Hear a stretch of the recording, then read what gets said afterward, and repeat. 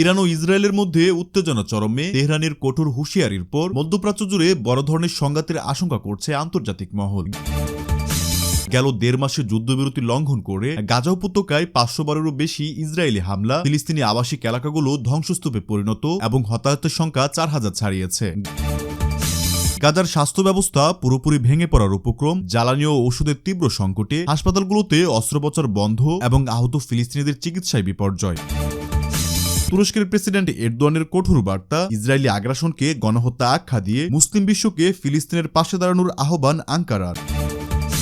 মানবিক বিপর্যয়ের মুখে গাজাবাসী, সীমান্তে ত্রাণের টাক আটকে থাকায় খাদ্য ও পানির তীব্র সংকট, অনাহারে দিন কাটাচ্ছে হাজার হাজার ফিলিস্তিনি শিশু। হামাসকে নিরস্ত্র করার আগ পর্যন্ত গাজায় হামলা অব্যাহত রাখার ঘোষণা ইসরায়েলি প্রধানমন্ত্রীর, জাতিসংঘের উদ্বেগ প্রকাশ। এতক্ষণ শুনছিলেন আজকের সংবাদের প্রধান শিরোনাম, এবার বিস্তারিত। তার আগে আমি সজীব আছি আপনাদের সাথে কিশোরগঞ্জ থেকে। আর আপনি কোন জেলা থেকে দেখছেন আমাদের ভিডিও অবশ্যই কমেন্ট করে আমাদের জানিয়ে দিতে পারেন। মধ্যপ্রাচ্যের আকাশে এখন যুদ্ধের কালো মেঘে ঢাকা। ইরান ও ইসরায়েলের মধ্যে দীর্ঘদিনের ছায়াযুদ্ধ এবার সরাসরি সংঘাতের রূপ নেওয়ার প্রবল আশঙ্কা দেখা দিয়েছে। সাম্প্রতিক পরিস্থিতি বলছে দুই দেশের মধ্যে উত্তেজনা এখন চরমে। তেহরানের পক্ষ থেকে আসা একের পর এক কঠোর হুঁশিয়ারি পুরো অঞ্চলের নিরাপত্তা ব্যবস্থাকে প্রশ্নের মুখে ঠেলে দিয়েছে। ইরানের শীর্ষ নেতৃত্ব স্পষ্টভাবে জানিয়ে দিয়েছে যে গাজায় চলমান পরিস্থিতি কোনো পরিবর্তন না হলে এবং ইসরায়েলের আগ্রাসন বন্ধ না হলে তারা হাত গুটিয়ে বসে থাকবে না। এ হুঁশিয়ারির পরপরই আন্তর্জাতিক মহল নড়ে চড়ে বসেছে। যুক্তরাষ্ট্র এবং ইউরোপীয় দেশগুলো আশঙ্কা করছে ইরান সরাসরি সংঘাতে জড়ালে যুদ্ধ ইসরায়েল বা ফিলিস্তিনের সীমানায় আটকে থাকবে না, এটি ছড়িয়ে পড়তে পারে লেবানন, সিরিয়া এবং ইয়েমেন পর্যন্ত। বিশেষ করে হরমুজ প্রণালীর মতো গুরুত্বপূর্ণ তেল ও বাণিজ্য পথগুলো বন্ধ হয়ে যাওয়ার ঝুঁকি তৈরি হবে, যা বিশ্ব অর্থনীতিতে বড় ধাক্কা দিতে পারে। সমর বিশেষজ্ঞরা বলছেন ইরান তাদের আধুনিক ড্রোন এবং মিসাইল প্রযুক্তি ব্যবহার করলে ইসরায়েলের আয়রন ডোম প্রতিরক্ষা ব্যবস্থার উপর ব্যাপক চাপ সৃষ্টি হবে। অন্যদিকে ইসরায়েলও পাল্টা হামলার জন্য তাদের প্রস্তুতি জোরদার করেছে। সব মিলিয়ে পুরো মধ্যপ্রাচ্য এখন একটি বারুদের স্তূপের উপর দাঁড়িয়ে আছে, যেখানে একটি ভুল সিদ্ধান্ত বড় ধরনের আঞ্চলিক সংঘাতের সূচনা করতে পারে। গাজা ইস্যুতে এবার কঠোর অবস্থানে তুরস্ক। দেশটির president Recep Tayyip Erdogan Israeli অভিযানকে সরাসরি গণহত্যা বলে আখ্যায়িত করেছেন। আঙ্কারা থেকে দেওয়া সরাসরি এক বার্তায় তিনি পশ্চিমা বিশ্বের নিরাপত্তার তীব্র সমালোচনা করেন। এরদোয়ান বলেন, যারা মানবাধিকারের কথা বলে আজ গাজায় শিশুদের মৃত্যুতে তারা কেন নিশ্চুপ তা বিশ্ববাসী জানতে চায়। তিনি সুস্পষ্টভাবে বলেছেন, এটি কোনো সাধারণ যুদ্ধ নয়, বরং এটি জাতিকে নিশ্চিহ্ন করার পরিকল্পনা। তুরস্কের প্রেসিডেন্ট শুধু নিন্দা জানিয়েই ক্ষান্ত হননি, তিনি মুসলিম বিশ্বকে ঐক্যবদ্ধ হওয়ার ডাক দিয়েছেন। তিনি মধ্যপ্রাচ্য এবং বিশ্বের অন্যান্য মুসলিম দেশগুলোর নেতাদের ফিলিস্তিনিদের এই বিপদে শুধু মৌখিক সহানুভূতি না দেখিয়ে কার্যত পদক্ষেপ নেওয়ার আহ্বান জানিয়েছেন। কূটনৈতিক এবং অর্থনৈতিকভাবে ইসরায়েলের উপর চাপ প্রয়োগের অনুরোধ জানিয়েছেন তিনি। এরদোয়ান হুঁশিয়ারি দিয়ে বলেছেন, ফিলিস্তিনি ভাই বোনদের আর একা ছেড়ে দেওয়া হবে না। তুরস্ক গাজার জনগণের জন্য মানবিক সহায়তা পাঠানোর পাশাপাশি আন্তর্জাতিক আদালতে ইসরায়েলের বিচারের দাবি করবেন বলে তিনি জানিয়েছেন। বিশ্লেষকরা বলছেন, এরদোয়ানের এই কঠোর বার্তা মুসলিম বিশ্বে নতুন করে জনমত তৈরি করতে পারে এবং ইসরায়েলের উপর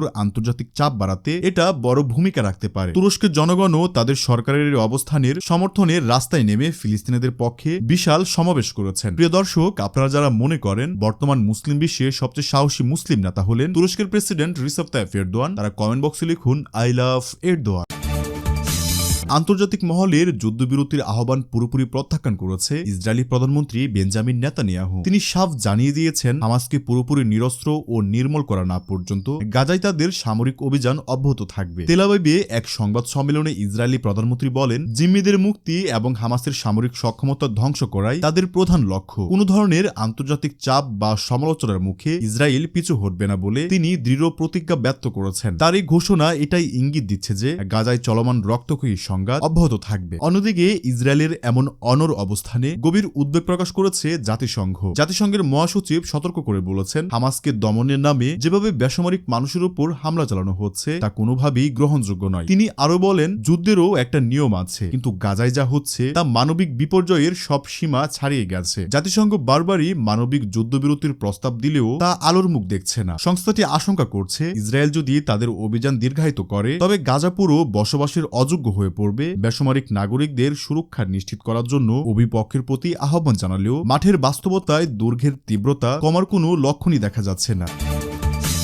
গাজা উপত্যকায় গত 1.5 মাসের চিত্র যেন এক মৃত্যুপুরীর গল্প। আন্তর্জাতিক যুদ্ধের নিয়ম নীতি তোয়াক্কা না করে ইসরায়েলি বাহিনী চালিয়েছে একের পর এক বিমান হামলা। পরিসংখ্যান বলছে গত 45 দিনে গাজার বিভিন্ন স্থাপনায় 512-এরও বেশি হামলা চালানো হয়েছে। এর মধ্যে সবচেয়ে ভয়ঙ্কর বিষয় হল হামলার মূল লক্ষ্যবস্তু হয়েছে সাধারণ মানুষের আবাসিক এলাকা, স্কুল এবং আশ্রয় কেন্দ্রগুলো। ঘন বসতিপূর্ণ এই এলাকাগুলোতে বোমার আঘাতে মুহূর্তের মধ্যেই ধূলিসাৎ হয়ে গেছে হাজার হাজার ঘরবাড়ি। এই অবিরাম হামলায় হতাহত সংখ্যা বেড়েই চলছে। সবশেষে পাওয়া তথ্য অনুযায়ী নিহতের সংখ্যা 4,500 ছাড়িয়েছে, যাদের মধ্যে একটি বড় অংশই নারী ও শিশু। ধ্বংসস্তূপের নিচে এখনো চাপা পড়ে আছেন অনেকেই, ফলে মৃত্যুর সংখ্যা আরো বাড়ার আশঙ্কা করা হচ্ছে। উদ্ধারকর্মীরা দিনরাত কাজ করলেও ভারী যন্ত্রপাতির অভাবে ধ্বংসস্তূপ সরিয়ে মানুষকে উদ্ধার করা অসম্ভব হয়ে পড়েছে। আবাসিক ভবনগুলো মাটির সাথে মিশে যাওয়ায় হাজার হাজার পরিবার এখন খোলা আকাশের নিচে। কোনো নিরাপদ জায়গা নেই মাথা গোজার ঠাঁই। মানবাধিকার সংস্থাগুলো বলছে বেসামরিক মানুষের উপর এমন নির্বিচারী হামলা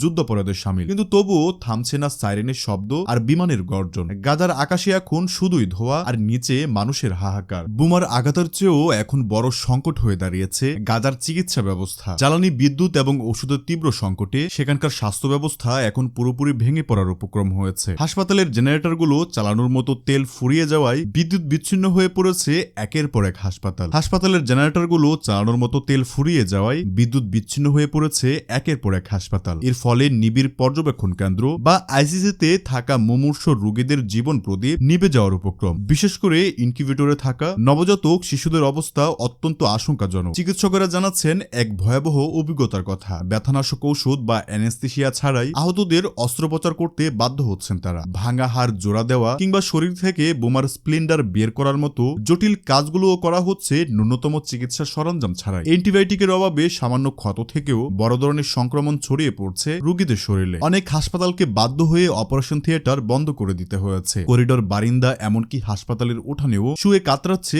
হাজার হাজার মানুষ। বিশ্ব স্বাস্থ্য সংস্থা বারবারই সতর্ক করে বলেছে, এখনই জ্বালানি ও ওষুধ সরবরাহ নিশ্চিত করা না গেলে হাসপাতালগুলো একের পর এক গণকবরে পরিণত হবে। কিন্তু অবরোধের কারণে জীবন রক্ষাকারী এই সরঞ্জামগুলো গাজায় প্রবেশ করতে পারছে না, যা চিকিৎসা ব্যবস্থাকে এক নজিরবিহীন বিপর্যয়ের মুখে ঠেলে দিয়েছে। যুদ্ধবিধ্বস্ত গাজায় এখন মৃত্যুর আরেক নাম ক্ষুধা আর তৃষ্ণা। মানবিক বিপর্যয়ের এক চরম সীমানায় পৌঁছেছে সেখানকার সাধারণ মানুষ। একদিকে মাথার উপর বোমার আতঙ্ক, অন্যদিকে পেটে ক্ষুধার জ্বালা। মিশর সংলগ্ন রাফা সীমান্তে শত শত ট্রানের ট্রাক দাঁড়িয়ে আছে, কিন্তু অনুমতি না মেলায় সেগুলো গাজায় প্রবেশ করতে পারছে না। অথচ সীমান্তের ওপারেই লাখ লাখ মানুষ এক ফুটা পানি আর এক মুঠো খাবারের জন্য হাহাকার করছে। জাতিসংঘের তথ্য মতে গাজার দোকানগুলোতে খাবার ফুরিয়ে গেছে অনেক আগেই। বিশুদ্ধ পানির অভাবে সাধারণ মানুষ বাধ্য হচ্ছে দূষিত পানি পান করতে, যা ডায়রিয়া সহ নানা পানিবাহিত রোগ বিস্তার ঘটাচ্ছে। সবচেয়ে করুণ অবস্থা শিশুদের। পুষ্টিকর খাবার তো দূরের কথা, সাধারণ রুটি বা বিস্কুটও জুটছে না তাদের কপালে। অনাহারী দিন কাটাচ্ছে হাজার হাজার ফিলিস্তিনি শিশু। অনেক মা তার সন্তানের মুখে খাবার তুলে দিতে না পেরে কান্নায় ভেঙে পড়ছেন। ত্রাণের ট্রাকগুলো রাজনৈতিক জটিলতায় আটকে থাকায় এই সংকট প্রতি মুহূর্তে আরো গভীর হচ্ছে। আন্তর্জাতিক সংস্থাগুলো বলছে, অবিলম্বে ত্রাণ প্রবেশের সুযোগ না দিলে বোমার আঘাতের চেয়েও বেশি মানুষ মারা যাবে দুর্ভিক্ষে। গাজা এখন কার্যত একটি উন্মুক্ত কারাগারে পরিণত হয়েছে, যেখানে বেঁচে থাকাটাই এখন সবচেয়ে বড় চ্যালেঞ্জ।